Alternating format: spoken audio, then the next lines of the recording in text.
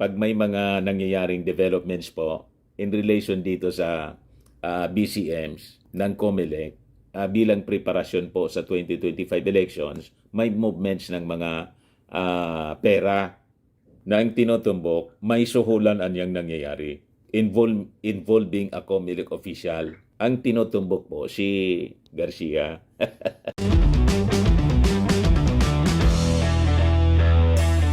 Ito naman po yung bago naming product na binibenta online. iGlow Serum, whitening po siya. Tingnan ninyo yung epekto sa aking anak na architect before and now. Yung mga inquiries po ninyo, dumiretso na lang kayo sa kanyang Facebook account, Riz Maravillas. React na po mga kababayan si COMELEC Chairman George Erwin Garcia kasi in-expose po ni Congressman Marcoleta na may isang opisyal niya ng Commission on Election ang tumanggap ng suhol amounting to 120 million pesos. Hindi nga po 120 million pesos. Ang unang sinasabi po ni Marcoleta, may 1 billion pesos. Ito po yung una niyang sinabi. 1 billion pesos move from foreign banks to poll executives' offshore accounts, sabi po ni Marcoleta. Ayan ba? At least 1 billion worth ng pondo daw were transferred from different banks, including those based in South Korea, to 49 offshore accounts supposedly linked to a Commission on Elections official. Hindi pa man sana pinapangalanan mga kababayan ni Marcoleta, no di? Kaya lang po, nag-react na agad siya, no? Si COMELEC Chairman George Garcia. Ako niya yan ang tinutukoy. Di ba niya, Mr. Maravilla? Si Garcia, appointee ng ating Pangulong Bongbong Marcos. Opo, appointee siya. Tingnan muna natin po kung ano ang katotohanan dito. Kasi kahit appointee siya ng ating Pangulong Bongbong Marcos, kung halimbawa may basis ang akusasyon, ang proseso niyan mga kababayan, impeachment, di mag-initiate sila ng impeachment. Yung isang appointee naman po sa gobyerno, hindi man nangangahulugan na kasi inappoint ng ating Pangulo, lahat ng mga gagawin niya, sanksyon ng ating Pangulo o may kinalaman yung ating Presidente. Di ba? O tinolerate ng ating Presidente. Hindi man po ganyan. Si Vic Rodriguez nga po, Executive Secretary, nasangkot sa kung ano-anong alam na ninyo, tinanggal ng ating Pangulo. Sinibak. Ngayon nagsulat ng libro, Kingmaker. Sinira na yung ating Pangulo.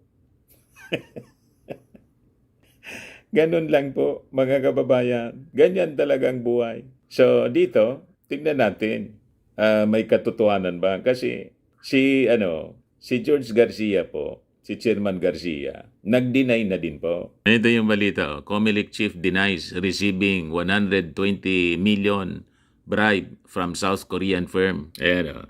Pero una, para hindi kayo malito, magkaiba niya Mr. Maravillas yung amount. Ang sabi 1 billion yung inilabas mula sa foreign banks. Pero ngayon, 120 million yung sinasabi ni George Garcia. Ibigay ko muna sa inyo yung background story nito. Yung akusasyon, yung expose po ni Marcoleta. So sa press con, tinatanong si Marcoleta kung sino, pero hindi man niya pinangalanan.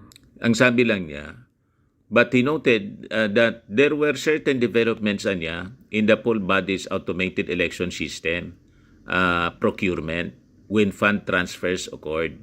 Some reports coming to the office of this representation sa kanya daw that there are 4 countries involved in the payment hubs: Singapore, China, Hong Kong, Caribbean, and North America. There are 18 banks and 49 number of accounts.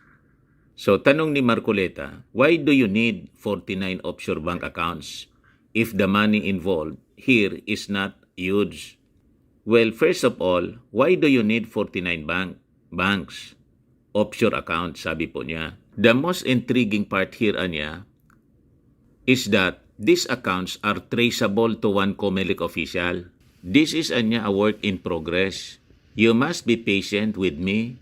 You have to bear with me because we're still verifying most of these accounts.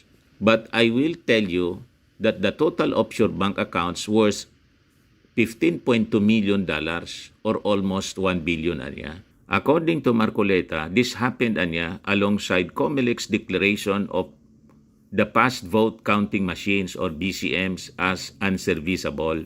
What is the significance of this covering period June 22, 2023 to March 22, 2024?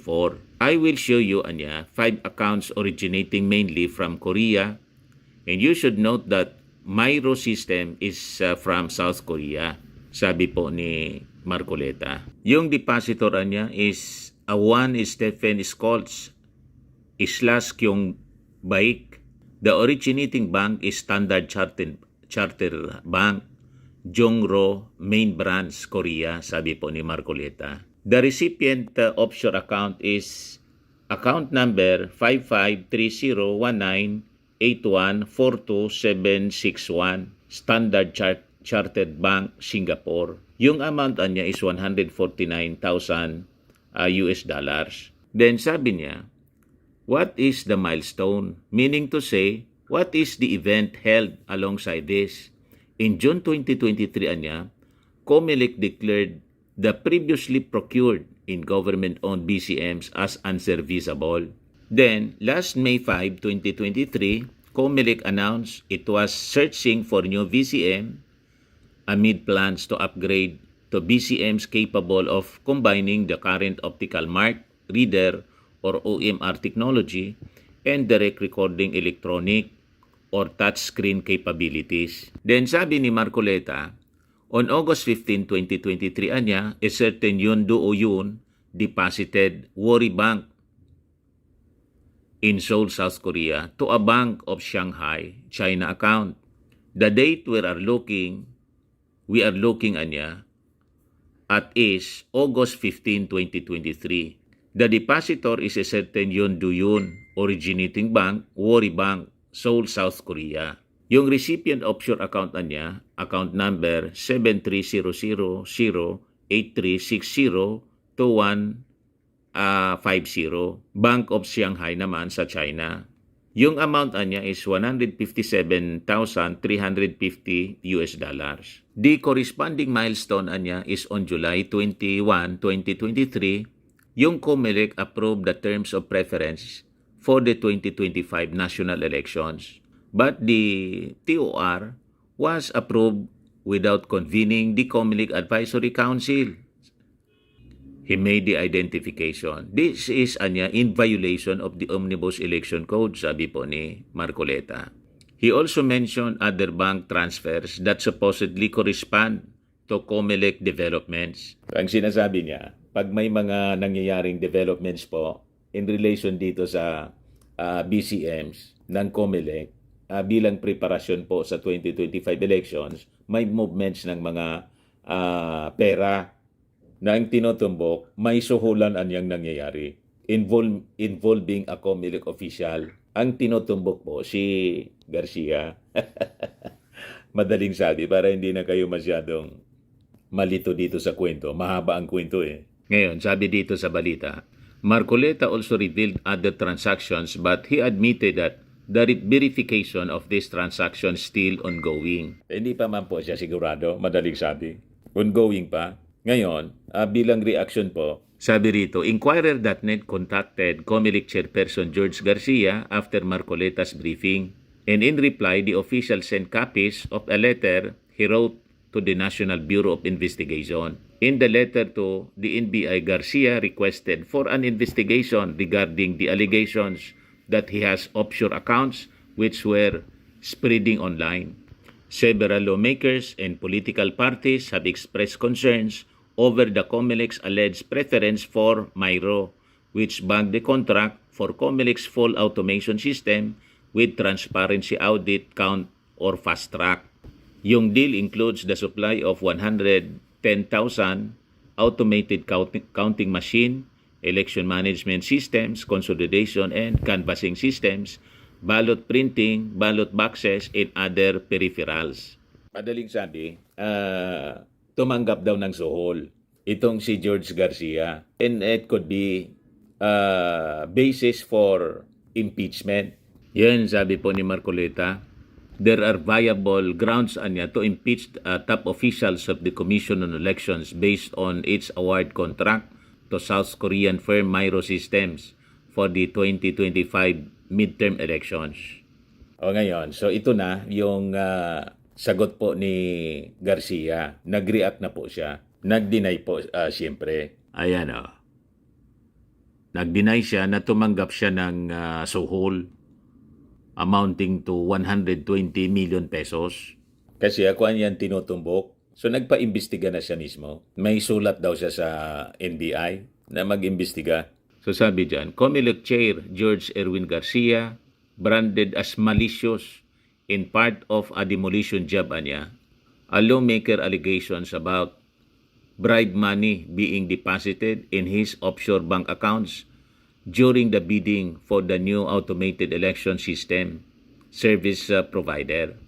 Sabi po ni Garcia that he learned of the plot against him about 2 weeks ago and asked the National Bureau of Investigation to look into it. So before pa pala na nagpa-presscon si Marcoleta, nakatunog na siya. 2 weeks ago, natunugan na niya na may nagpa-plot laban sa kanya.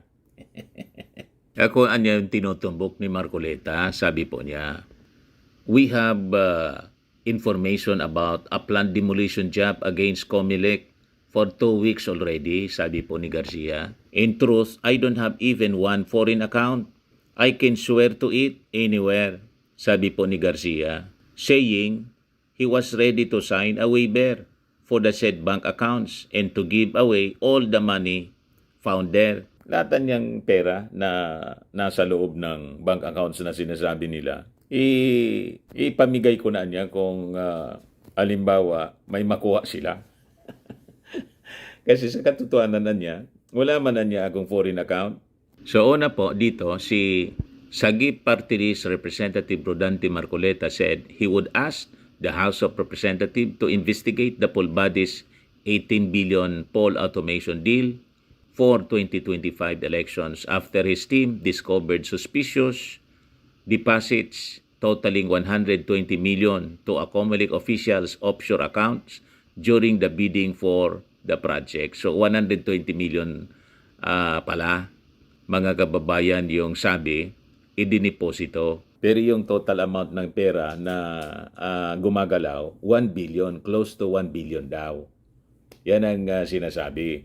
Pero ang sabi rito, 120 million diniposit sa account ng isang COMELEC official. Ngayon, sabi ni Chairman Garcia, ako anya yung tinutumbok nila. So yun po, mga kababayan, may bago na naman tayong telenovela na susubaybayan sa Senado. Masaya niya Mr. Maravillas pag may laging telenovela na pinanonood sa investigasyon. Tingnan na lang natin po. Hindi tayo pwede na mag-conclude ng kung ano-ano kasi ongoing po ang drama. Okay po? This is just only for your information. Para alam ninyo kung ano yung mga kaganapan sa ating bansa. Ayos po. Ako po si Dante Maravillas. Bye-bye. God bless.